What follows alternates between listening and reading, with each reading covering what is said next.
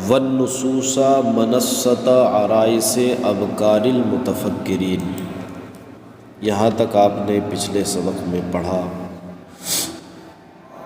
عبارت کا ربط پیچھے سے جوڑ کر پھر آگے بڑھتے ہیں۔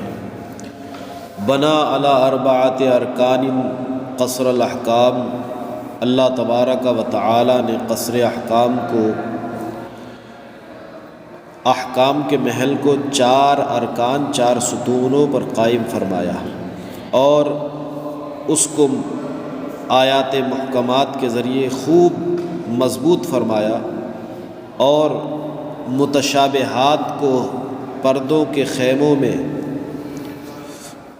مقصور رکھا، محفوظ رکھا، ابتلاء لقلوب الراسخین، راسخین کے دلوں کی آزمائش کے لیے۔ کس لیے؟ والنصوص منصۃ عرائس ابکار المتفکرین، اور اس نے نصوص کو فکر کرنے والوں کی فکروں کی دوشیزہ دلہنوں کے لیے منصع شہود بنایا، جلوہ گاہ بنایا۔ کیا؟ منصہ کا معنی ہوتا ہے وہ جگہ جہاں پر دلہن کو بٹھایا جائے اس کا دیدار کرانے کے لیے۔ والنصوص منصۃ عرائس ابکار المتفکرین، اور اللہ تبارک و تعالی نے، اس کا تعلق پیچھے سے ہے اور متشابہات پر اس کا عطف ہے، اس لیے آپ ترجمہ کریں گے اور نصوص کو فکر کرنے والوں کی فکروں کی دوشیزہ دلہنوں کا منصع شہود بنایا۔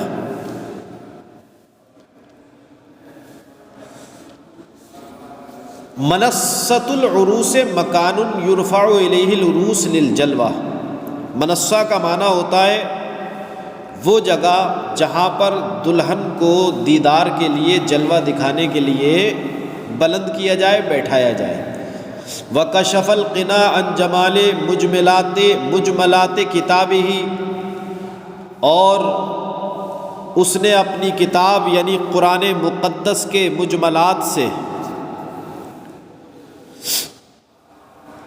پردہ ہٹایا بسنت نبیہ المصطفیٰ، اپنے نبی محمد مصطفیٰ صلی اللہ تعالی علیہ وسلم کی سنت کے ذریعے، وفصل خطابہ، اور ان کے واضح خطاب کے ذریعے، کہ کتاب اللہ میں جو مجملات تھے ان کی اس اجمال کی تفصیل سنت مصطفیٰ، حدیث مصطفیٰ صلی اللہ تعالی علیہ وسلم کے ذریعے بیان فرمائی۔ وَكَشَفَ الْقِنَاءَ، اور اللہ نے پردہ ہٹایا، عن جمال مجملات کتابہ، اپنی کتاب یعنی قرآن مقدس کے مجملات کے حسن و جمال سے۔ کس سے؟ قرآن مقدس کے مجملات کے حسن و جمال پر سے پردہ ہٹایا بسنت نبیہ المصطفیٰ، اپنے حبیب محمد مصطفیٰ صلی اللہ تعالی علیہ وسلم کی سنت اور ان کے واضح خطاب کے ذریعے۔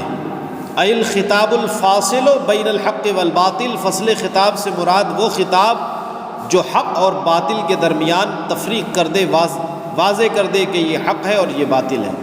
صلی اللہ علیہ وعلی آلہ واصحابہ، اللہ تبارک و تعالی کی رحمت نازل ہو ان پر، ان کی آل پر اور ان کے صحابہ پر۔ ما رفع اعلام الدین باجماع المجتہدین، یہاں مادامہ کے معنی میں ہے جب تک دین کے جھنڈے بلند رہے مجتہدین کے اجماع کے ساتھ۔ ووضع معالم العلم علی مسالک المعتبرین، اور اللہ تبارک و تعالی نے، معتبر سے یہاں قائسین مراد ہیں، قیاس کرنے والے یعنی مجتہدین۔ کون مراد؟ مجتہدین۔ ووضع معالم العلم، اور علم کی نشانیاں رکھی، علی مسالک المعتبرین، مجتہدین کے طریقوں پر، ان کے مسلکوں پر۔ ارادہ بمعالم العلم، مصنف نے معالم علم سے مراد لیا العلل التی، یعلم القائس بها الحکم فی المقیس۔ معالم علم سے مصنف نے وہ علت مراد لی ہیں جن علتوں کی وجہ سے مقیس میں مجتہد حکم کو پہچانتا اور جانتا ہے۔ کتاب اللہ میں ایک چیز آئی، ایک حکم ہوا فاعتبروا یا اولی الابصار، قرآن مقدس کی آیت کریمہ یاد ہے؟ قیاس کے باب میں آپ نے پڑھا ہوگا، اے عقل و خرد والو غور و فکر کر لو، کیا کرو؟ سوچ سمجھ لو، جو کام انہوں نے کیا اگر تمہارے اندر بھی وہی خرابیاں پائی جائیں گی تو یاد رکھنا جو حکم ان کا ہے، جو سزائیں انہیں ملی ہیں وہی تمہیں بھی ملیں گی۔ آپ نے اس سے پہلے اصول فقہ کی کتابوں میں اس کے تعلق سے بہت تفصیلی گفتگو پڑھی ہوگی۔ قرآن مقدس کے 28ویں پارے کی یہ آیت کریمہ جس کے ذریعے ہم استدلال کرتے ہیں کہ اس آیت کریمہ سے قیاس کا ثبوت ہوتا ہے۔ کیا ہوتا ہے؟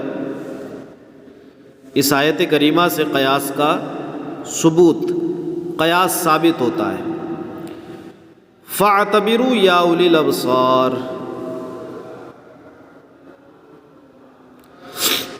اب یہاں پر مسئلہ کیا تھا؟ اللہ تبارک و تعالی نے پہلے پوری تفصیل بیان فرمائی کہ اے لوگو ایسا ایسا نہیں کرنا،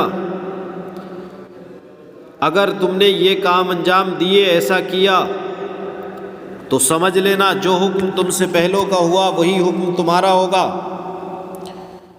سورہ حشر میں آیت کریمہ ہے هو الذی اخرج الذین کفروا من اہل الکتاب من دیارہم لاول الحشر ما ظننتم ان یخرجوا وظنوا انہم مانعتہم حصونہم من اللہ فآتاہم اللہ من حیث لم یحتسبوا وقذف فی قلوبہم الرعب یخربون بیوتہم بایدیہم وایدی المؤمنین فاعتبروا یا اولی الابصار۔ پوری آیت کریمہ کہ وہی ہے جس نے ان کافر کتابیوں کے ان کو ان کے گھروں سے نکالا۔ کہاں سے نکالا؟ یعنی یہود کو جو مدینہ طیبہ میں آباد تھے، جلا وطن کیے گئے، یہ ان کا پہلا حشر ہے۔ دوسرا حشر ان کا یہ ہوا کہ حضرت عمر فاروق اعظم رضی اللہ تعالی عنہ نے اپنے زمانے خلافت میں انہیں خیبر سے شام کی طرف نکال دیا، اور ان یہود کا آخری حشر قیامت کا حشر ہے، جب ایک آگ تمام لوگوں کو سرزمین شام کی طرف لے جائے گی اور وہیں ان پر قیامت قائم ہوگی۔ اس کے بعد اللہ تبارک و تعالی نے اس آیت کریمہ میں مومنین سے خطاب فرمایا۔ کس سے؟ تو اللہ نے فرمایا وہی ہے جس نے ان کافروں کو اہل کتاب میں سے ان کے گھروں سے نکالا لاول الحشر، ان کے پہلے حشر کے لیے۔ ما ظننتم ان یخرجوا، انہیں یہ گمان نہ تھا کہ وہ نکلیں گے، وہ یہاں سے نکال دیے جائیں گے۔ وظنوا انہم مانعتہم حصونہم من اللہ، وہ یہ سمجھتے تھے کہ ان کے مضبوط قلعے انہیں اللہ سے بچا لیں گے۔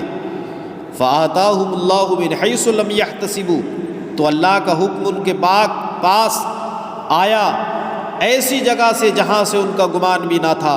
وقذف فی قلوبہم الرعب، اور اللہ تبارک و تعالی نے ان کے دلوں میں رعب ڈال دیا۔ یخربون بیوتہم بایدیہم وایدی المؤمنین، کہ وہ اپنے گھر ویران کرتے ہیں اپنے ہاتھوں اور مسلمانوں کے ہاتھوں۔ فاعتبروا یا اولی الابصار، تو اے نظر والو، اے نگاہ والو، عبرت لو کہ جیسا انہوں نے کیا، انہوں نے وعدہ خلافی کی، اگر وہی کام تم کرو گے تو جو حکم ان کے لیے ہوا، جیسے ان کا معاملہ ہوا ویسے ہی تمہارا بھی ہوگا۔ اس آیت کریمہ کی شان نزول اگر آپ پڑھیں تو آپ کو پتہ چلے گا کہ یہ یہود کا ایک قبیلہ بنی نذیر تھا، ان کے حق میں یہ آیت نازل ہوئی۔ حضور علیہ الصلاۃ والتسلیم مدینہ طیبہ میں جب تشریف لائے تو ان لوگوں نے حضور سے اس شرط پر صلح کی کہ نہ آپ کے ساتھ ہو کر ہم کسی سے لڑیں گے، نہ آپ سے جنگ کریں گے۔ جب جنگ بدر ہوئی، اسلام کو کامیابی ملی، تو بنی نذیر نے کہا کہ یقیناً یہ وہی نبی ہیں جن کا تذکرہ توریت میں ہے۔ اس کے بعد جب جنگ احد ہوئی اور بظاہر ابتداءً مسلمانوں کو کچھ ہزیمت کا سامنا کرنا پڑا تو یہ لوگ شک و شبے میں پڑ گئے، اور انہوں نے حضور علیہ الصلاۃ والسلام کے صحابہ کے ساتھ عداوت کا اظہار کیا۔ جو معاہدہ انہوں نے کیا تھا وہ معاہدہ توڑ دیا۔ ان لوگوں کا ایک سردار تھا جس کا نام کعب بن اشرف یہودی تھا۔ یہ 40 یہودی سواروں کو ساتھ لے کر مکہ میں پہنچا، مکہ مکرمہ پہنچا، اور کعبہ معظمہ میں پہنچنے کے بعد کعبے کے پردوں کو پکڑ کر اس نے قریش کے سرداروں سے رسول اللہ صلی اللہ علیہ وسلم کے خلاف معاہدہ کیا، حضور کے خلاف۔ حالانکہ حضور سے پہلے معاہدہ کر چکا تھا کہ نہ میں آپ کے ساتھ کسی سے لڑوں گا، نہ ہم لڑیں گے، نہ ہم آپ کے ساتھ کسی سے لڑیں گے، اور نہ آپ سے لڑیں گے۔ تو انہوں نے وعدہ خلافی کی، کفار مشرکین کے ساتھ ہو گئے۔ نتیجہ یہ نکلا کہ ان کو مدینہ طیبہ سے نکال دیا گیا۔ یہ ان کا پہلا حشر تھا۔ تو انہوں نے وعدہ خلافی کی، اس لیے ان کو مدینے سے نکالا گیا۔ اللہ تبارک و تعالی نے فرما دیا فاعتبروا یا اولی الابصار، اے عقل والو تم ہوش و خرد سے کام لو۔ جو خیانت انہوں نے کی، جو بدعہدی انہوں نے کی، اگر تم نے بھی وہی بدعہدی کی تو جو حکم ان کا ہوا وہی حکم تمہارا ہوگا، جو سلوک ان کے ساتھ ہوا وہی سلوک تمہارے ساتھ ہوگا۔ قیاس میں یہی چیز ہوتی ہے، ایک مجتہد اللہ کے عطا کردہ علم سے دو چیزوں کو دیکھتا ہے، ایک مقیس، دوسرا مقیس علیہ۔ مقیس علیہ شریعت اسلامیہ نے جس میں علت رکھی ہو اور جس علت کی بنیاد پر کسی شے کی علت یا حرمت کا حکم دیا گیا ہو، اور مقیس جس کا صراحتاً حکم نہ آیا ہو لیکن اس کے اندر بھی وہی خرابی، وہی علت یا وہی فائدہ پایا جا رہا ہے جو مقیس علیہ میں پایا جا رہا ہے۔ تو جب دونوں میں علت یکساں ہوتی ہے، مجتہد حکم لگا دیتا ہے کہ یہ علت یہاں بھی پائی جا رہی ہے، اور قیاس کی جو شرطیں ہیں وہ تمام شرطیں بھی اس کے اندر پائی جا رہی ہیں، لہذا جو حکم اس کا ہوگا وہی حکم اس کا ہوگا۔ بات سمجھ میں آ گئی؟ جی۔ ووضع معالم العلم علی مسالک المعتبرین، اور علامات معالم علم، کیا لفظ ہے؟ معالم علم، فرمایا اللہ تبارک و تعالی نے علم کی علامات کو مجتہدین کے طریقوں پر رکھا۔ اراد بمعالم العلم العلل التي يعلم القائس بها الحكم في المقيس۔ معالم علم سے مراد وہ علتیں ہیں کہ مجتہد جن علتوں کے ذریعے مقیس کے اندر حکم کا پتہ لگا لیتا ہے۔ واراد بالمعتبرین بکسر الباء القائسین، اور معتبرین سے با کے کسرے کے ساتھ معتبر، معتبر نہیں پڑھیں گے، معتبرین، اس سے قائسین قیاس کرنے والے یعنی مجتہد مراد ہیں۔ ومسالکہم ہی مواقع سلوکہم باقدام الفکر من موارد النصوص الی احکام الثابتہ فی الفروع، اور ان کے مسالک، ان کے طریقوں سے مراد وہ مواقع ہیں جن میں مجتہدین فکر کے قدموں کے ساتھ بے اقدام الفکر، مسالکوں میں ہی مواقع سلوکہم، وہ ان کے مواقع سلوک ہیں، وہ مواقع ہیں جن میں مجتہدین فکر کے قدموں کے ساتھ من موارد النصوص، نصوص کے موارد سے الی الاحکام الثابتہ فی الفروع، ان احکام کی طرف پیش قدمی کرتے ہیں جو احکام فروع کے اندر ثابت ہیں، یعنی نصوص کے اندر علت تلاش کرتے ہیں، پھر غور و فکر کرتے ہیں اور دیکھتے ہیں کہ یہی علت فروع کے اندر بھی پائی جا رہی ہے، لہذا جو حکم اصل کا ہوگا، نص کا ہوگا، وہی حکم فرع کا بھی ہوگا۔ فمبدأ سلوکہم ہوا لفظ النص، تو ان کا وہ مبدأ سلوک لفظ نص ہے۔ ان کا مبدأ سلوک کیا ہے؟ نص، یعنی ان مجتہدین کے غور و فکر کا آغاز نص سے ہوتا ہے۔ پہلے وہ نص میں غور و فکر کرتے ہیں کہ یہ نص ہے، اس کا حکم یہ ہے، پھر اس کے بعد اس کے معانی کے لغویہ کی طرف عبور کرتے ہیں۔ ثم یعبرون فیعبرون منہ الی معانیہ اللغویہ، مبدأ سلوک نص ہے، پہلے نص کو دیکھا، پھر وہاں سے عبور کرتے ہیں اس کے معانی لغویہ ظاہرہ کی طرف کہ اس کا لغوی معنی یہ ہے۔